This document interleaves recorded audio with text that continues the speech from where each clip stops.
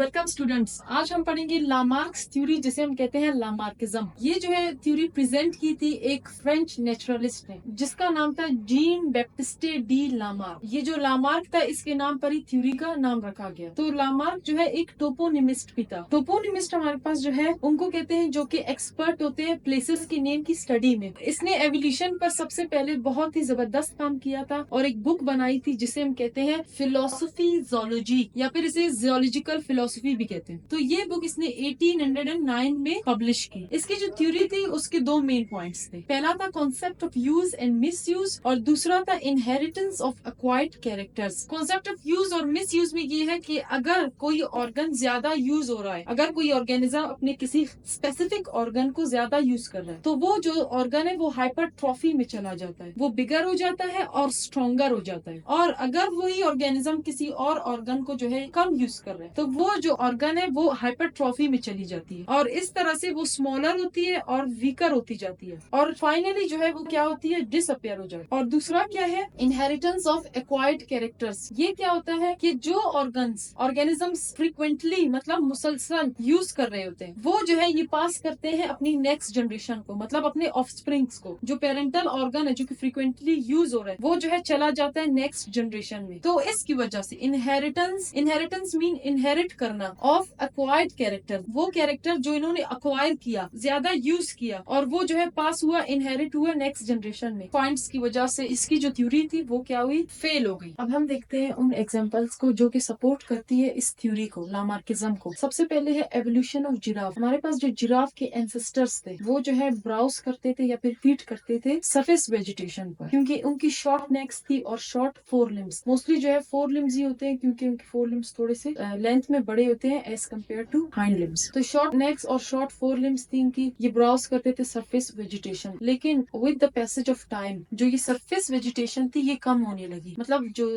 Ground की vegetation थी, जमीन पर घास फूस वगैरह कम होने लगा, जिसकी वजह से अब इनको जो है फीड करना था जो वेजिटेशन हमारे पास हायर वेजिटेशन थी, जैसे कि हमारे पास दरख्त वगैरह आ गए, अब इनको जो है वहां ऊपर जो है दरख्तों पर फीड करना था। तो इन्होंने क्या किया, जिराफ ने स्ट्रेच करना शुरू कर दिया, खींचना शुरू कर दिया अपने नेक्स को, मतलब अपनी जो है गर्दन को, एंड फोर लिम्स और फोर लिम्स को, ताकि ये फीड कर सके हायर वेजिटेशन पर, ट्रीज वगैरह के जो लीव्स है उन पर। इसी तरह से ये यूज करते गए, और इस स्ट्रेचिंग की वजह से इनकी जो लेंथ, जो इनकी नेक्स थी और इनकी फोर लिम्स, वो लॉन्गर होते जाते गए, और ये जो लॉन्ग नेक्स और फोर लिम्स है ये ट्रांसफर हो गई इनकी ऑफस्प्रिंग्स पर। दूसरी जो एग्जांपल है वो क्या है, extinction of limbs of snake. अब इसने जो है इन एग्जांपल्स को यूज किया अपनी थ्योरी को सपोर्ट करने के लिए। उसने कहा कि स्नेक्स जो है उनके जो एंसेस्टर्स थे, इवॉल्व हुए थे लिजर्ड फैमिली से, तो उनकी जो है लिम्स प्रेजेंट थी, लेकिन क्योंकि वो सैंड पर और जो सॉफ्ट वेजिटेशन है जैसे कि हमारे पास ग्रासी वगैरह है उनमें मूव करते थे, और वो जो है काफी सॉफ्ट होती थी, तो इनको पैरों के ज्यादा यूज करने की जरूरत नहीं होती थी, क्योंकि जमीन से चिपके होते थे, तो ये क्रॉलिंग और क्रीपिंग वगैरह ज्यादा करते थे। इस वजह से जो इनकी लिम्स थी वो कम यूज होती गई, और जो बॉडी का यूज था वो ज्यादा होता गया, जिसकी वजह से जो स्नेक की लिम्स थी वो भी क्या हो चुकी, मिस यूज की वजह से डिसअपियर हो गई। थर्ड जो एग्जांपल है वो क्या है, फ्लाइटलेस बर्ड्स की। तो ऑस्ट्रिच के जो एंसेस्टर्स थे वो जो है उस एरिया में रहते थे जो कि वेल प्रोटेक्टेड थी, और जिसमें वेजिटेशन भी जो है ज्यादा थी, तो इनको जो है विंग्स को यूज करने की जरूरत नहीं पड़ती थी, क्योंकि कोई प्रेडेटर नहीं था जिसकी वजह से ये उड़ते, या फिर वेजिटेशन के लिए इनको जो है कहीं और जाना नहीं पड़ता था, जिसकी वजह से विंग्स क्या हो गई, वेस्टिजियल ऑर्गन बन गई। ये जो ट्रेड थी ये इसके ऑफस्प्रिंग्स में ट्रांसफर नहीं हो सकी, जिसकी वजह से जो मॉडर्न ऑस्ट्रिचेस है वो क्या है, फ्लाइटलेस है, और इनकी जो विंग्स है ये क्या है, वेस्टिजियल ऑर्गन बन चुकी है। इनका सिर्फ निशान है लेकिन ये यूज नहीं हो सकती। तो ये जो है एग्जांपल्स थी जो लामार्क ने यूज की थी अपनी थ्योरी की सपोर्ट में। अब इसके ड्रॉबैक्स देखते हैं कि ऐसी क्या खामियां थी लामार्क की थ्योरी में जिसकी वजह से ये रिजेक्ट हो गई। पहला क्या था, इसने कोई एक्सपेरिमेंटल प्रूफ नहीं दिया। इसने जो है ये एक्सपेरिमेंटली प्रूफ नहीं किया कि आया वाकई जो है किसी ऑर्गन को ज्यादा यूज करने से वो ट्रांसफर हो जाता है, और किसी ऑर्गन के कम यूज करने से वो क्या हो जाता है, ऑफस्प्रिंग्स में नहीं पहुंच पाता। तो एक्सपेरिमेंटल प्रूफ नहीं दिया था इसने, जस्ट थ्योरेटिकली इस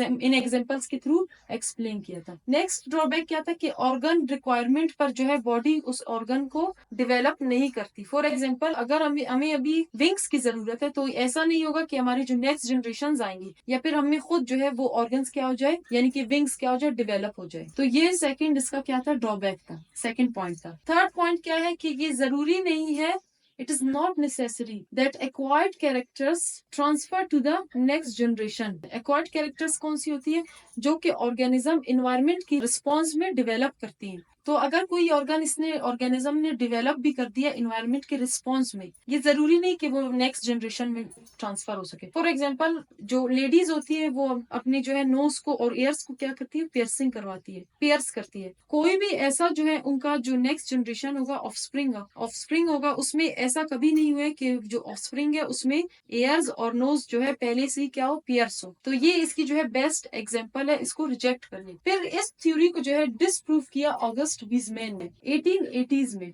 क्योंकि इसने कोई एक्सपेरिमेंटल प्रूफ नहीं दिया था। और जो ऑगस्ट विजमैन था उसने जो है एक्सपेरिमेंटल प्रूफ देकर इसकी थ्योरी को क्या किया, डिसप्रूव किया। उसने क्या किया, 68 माइस ली, इसने माउस का जो प्लूरल होता है माइस होता है, 68 माइस ली और उन सब की टेल्स को क्या किया, जो की दुम थी उसको रिमूव कर दिया। कई जनरेशन तक वो ऐसा ही करता रहा, मतलब उनके ऑफस्प्रिंग में किया, उनमें किया, जो उनकी ऑफस्प्रिंग्स की जो नेक्स्ट जनरेशन थी उनमें किया, करता गया, लेकिन कोई भी ऐसा माउस प्रोड्यूस नहीं हुआ जिसका जो है टेल या फिर रिमूव हो चुका हो, या इवन स्मॉल टेल जो माउस थे वो भी ना बन सके। सेम वही माउस होता और उसकी जो टेल थी वो भी वही साइज की होती, लेंथ तक में उसकी कमी नहीं आई। विदाउट टेल या इवन स्मॉल टेल जो है माउस उसको नहीं मिला किसी भी एक्सपेरिमेंट में। तो ये था कंप्लीट हमारे पास क्या, लामार्किज्म।